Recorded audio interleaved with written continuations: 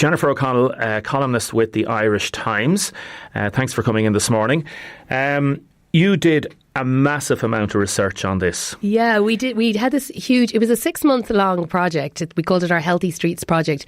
And the idea was to look at whether there's a link between the health of a community, the physical and psychological health of a community, and the health of the towns they live in. So we hear a lot about the kind of the decline of the main street and empty units, and what does that mean, and people going to out-of-town shopping instead of coming into towns and villages.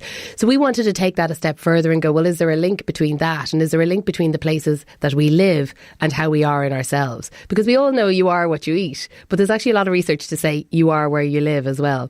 So what we did was we used a model developed by the Royal Society for Public Health in the UK called the Health on the High Street model, and they developed a Richter scale where they awarded points for different types of businesses on a main street. So a positive would be like a health club or a gym got, I think, 7 points. A pharmacy got maybe 5 points. But then at the other end of the spectrum, things like bookmakers, they score a negative, off licences score a negative, and obviously greasy spoons and fast food outlets, they don't contribute to public health necessarily, so they got a negative. So you go along the street with your clipboard, you count up the different types of businesses that there are, and I've been on the road for the last 6 months doing this in different towns, adding up the score and coming to a score that tells you it's not we intentionally didn't do it as a best to worst of the healthiest town in Ireland versus the unhealthiest, because first of all we only did 10. We took a representative sample of 10 towns and villages, but we wanted to kind of create a model and start a conversation about,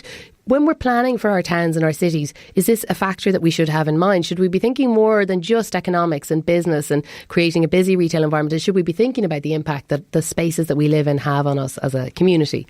We will have a series on this during the week. We've been talking to Roddy Keary and different business people around Waterford City and Dungarvan about rates, about the relation between the councils and the retailers and all those type of things. Like pedestrianisation is one of those ongoing things in Kilkenny. I know they're talking about it in a big way.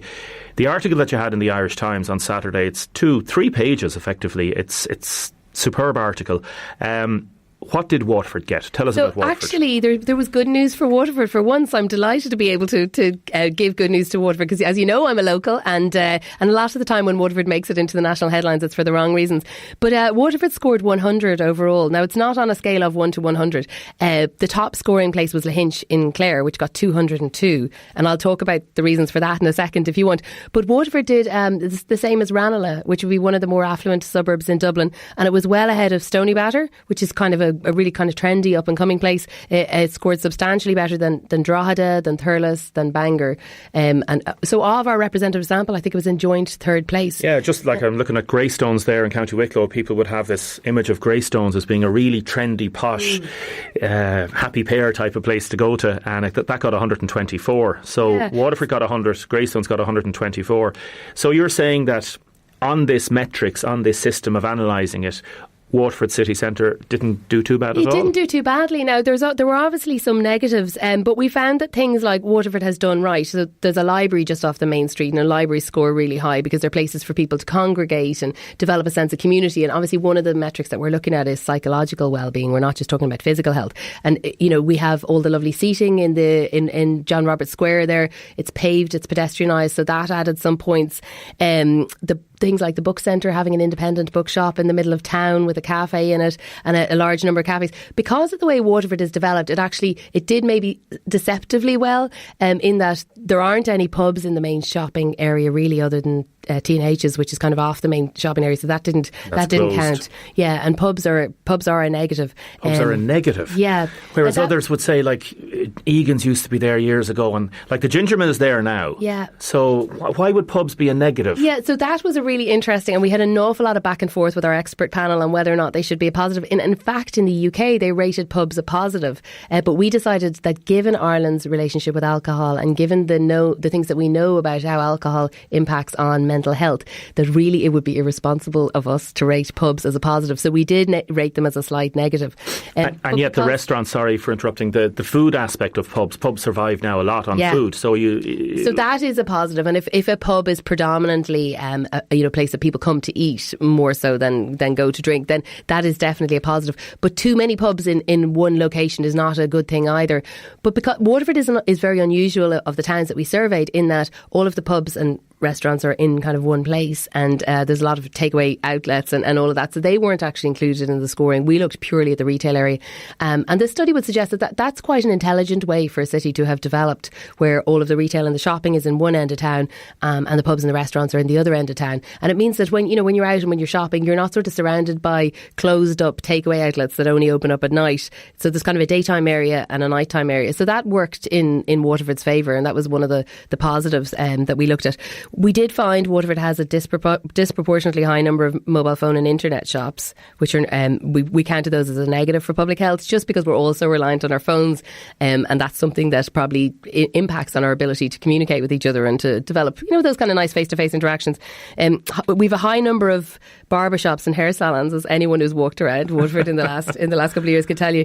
They're not a negative in themselves, they're actually a positive, but too much of anything is bad. So in the scoring we added a kind of a way of if there's more than 5% of the shops on the street are the same type of thing, so if more than 5% of them are hair salons, then it actually becomes a negative. And then one interesting thing if people remark on if they come into Waterford city centre, butchers. There's quite a few butchers. We have a huge number of butchers, more than anywhere else that we surveyed as well. So we do have a cluster of butchers. Are they positive or negative? Butchers were neutral, actually, because we liked the fact that you go there and they're an independent shop and you probably just buy what you need if you go to the butchers versus going to a big out-of-town supermarket. You probably have a face-to-face interaction, but then some of the research suggests that eating too much red meat is not good for you. So butchers, I think, were neutral. Greengrocers and fruit and veg shops were a positive. What's your own personal view?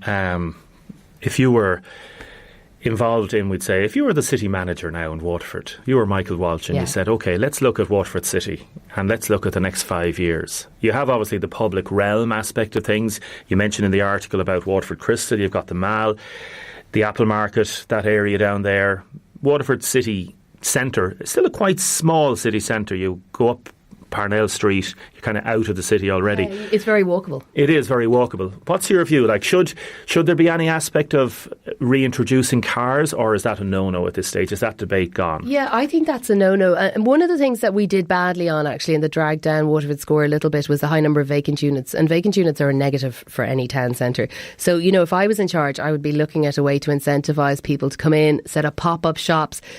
I would love to see more. One of the things that came out in all of the interviews that we did in this was the importance of like street festivals, organic farmers markets, and we are quite good at like live music. There's brilliant programme of live music all summer long in Waterford, but I'd love to see more of that continue. And we are doing things like Winterville is fantastic, but it'd be great to see more of that and more happening all summer. So, things like, and there's a little farmers market in Waterford one of the weekdays. I can't actually remember which one, but I've passed it by. I think it's Saturday, isn't it? That kind of thing is brilliant, but I'd love to see those vacant units being put to good use. And I just think we need to take a look at rates. Came up in every single town we looked at. Yes. We need to take a look at incentives for people who want to start a new business, who want to move into one of those empty units, who have an idea, who want to try something out. I think we should be really encouraging them, because an empty unit sitting there is doing nothing for the health of the town. It's doing nothing for the people's outlook.